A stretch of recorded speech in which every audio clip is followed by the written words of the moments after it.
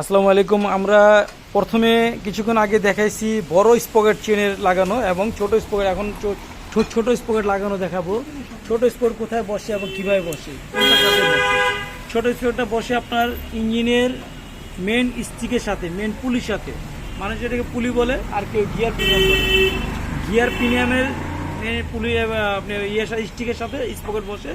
স্পকেটটা এইভাবে লাগাতে হয়। ছোট স্পকেটে বসে তাদের উপরে একটা লক আছে, লকটা দুইটা নাট দিয়ে লাগাতে হয়। এই যে দুইটা নাটের ঘাট দেখেছেন, এই যে একটা নাটের ঘাট, এই যে একটা নাটের ঘাট, দুইটা নাটের ঘাট আছে।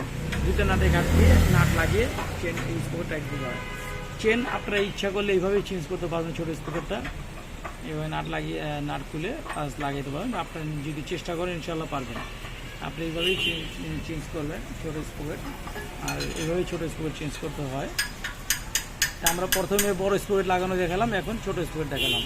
ইনশাআল্লাহ পরবর্তী ভিডিও দেখার জন্য আপনাদেরকে আমন্ত্রণ রইল। ইনশাআল্লাহ। আসসালামু আলাইকুম।